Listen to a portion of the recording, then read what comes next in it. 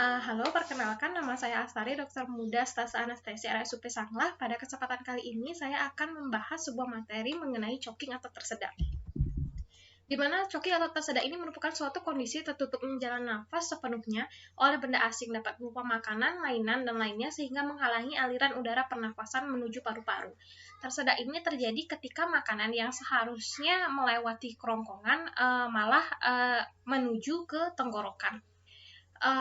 Tanda-tanda yang dapat dikenali dari kondisi tersedak atau choking ini dapat berupa cough, struggling to breathe or talk, cyanosis, terutama pada bagian bibir atau ujung jari karena adanya gangguan perfusi udara, dan grasping or reaching for the throat sebagai tanda universal dari adanya choking atau tersedak.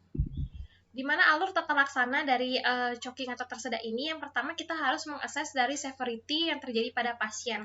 Kita harus membedakan apakah pasien itu mengalami severe obstruction atau mild obstruction. Untuk mengenali dan membedakannya, kita dapat menanyakan kepada pasien, apakah Anda tersedak? Apabila pasien masih dapat merespon dan menjawab pertanyaan tersebut, maka pasien dapat dikelompokkan ke dalam mild obstruction sehingga kita tidak memerlukan intervensi dan kita hanya harus mengencourage pasien untuk terus batuk. Sementara apabila pasien ini sudah tidak dapat merespon pertanyaan kita, maka kita dapat simpulkan pada pasien ini mengalami severe obstruction. Di mana apabila pasien sadar, kita bisa melakukan abdominal thrust atau Heimlich maneuver apabila pasien tersebut adalah pasien dewasa atau anak-anak berusia lebih dari 1 tahun. Di mana Heimlich maneuver ini pada prinsipnya adalah mendorong diafragma ke atas sehingga udara juga tertekan dan bergerak ke atas sehingga kita mengharapkan akan terjadi ekspulsi dari obstruksi tersebut.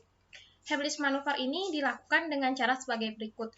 Penolong berada di belakang korban, lalu dililitkan tangan penolong di antara dada dan perut korban. Tangan kiri penolong meraba letak sifoid, tangan kanan berada di bawah sifoid dengan posisi ibu jari yang masuk. Lalu berikan dorongan yang dalam dan tajam, dan lanjutkan melakukan manuver ini hingga obstruksi berkurang atau sampai korban menjadi tidak responsif.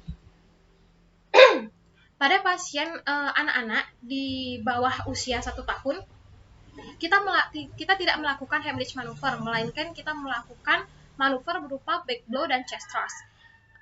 Kita melakukan manuver ini dengan cara memegang bayi di pangkuan, lalu kita meletakkan bayi pada posisi tengkurap dengan wajah menghadap ke bawah dan kepala lebih rendah daripada dada pasien. Jaga kepala dan leher bayi, hindari untuk menekan bagian tenggorokan dari pasien.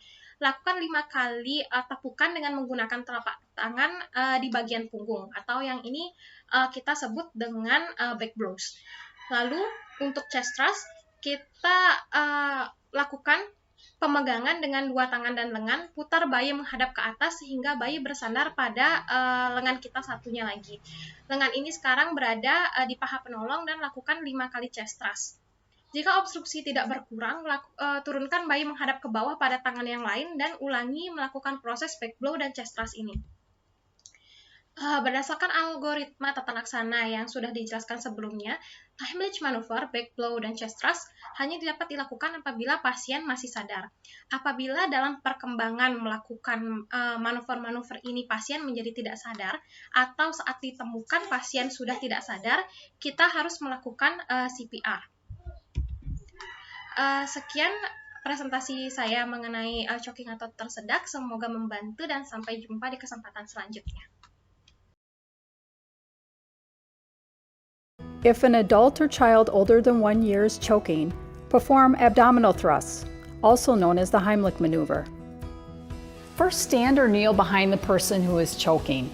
With one hand, make a fist and place it above the belly button. The second hand, lay over the fist.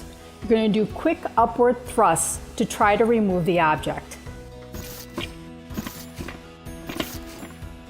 Continue to provide abdominal thrusts or chest thrusts until the object has been removed or until the choking person can no longer stand.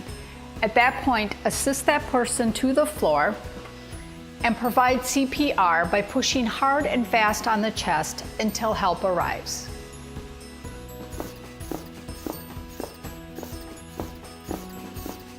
If a child younger than 1 year is choking, alternate back blows and chest thrusts. Position the infant over your forearm and deliver 5 back blows between the infant's shoulder blades. Roll the infant onto your other forearm, supporting his head and neck, and give 5 chest thrusts. Continue to provide back blows and chest thrusts until the infant stops choking or is not breathing.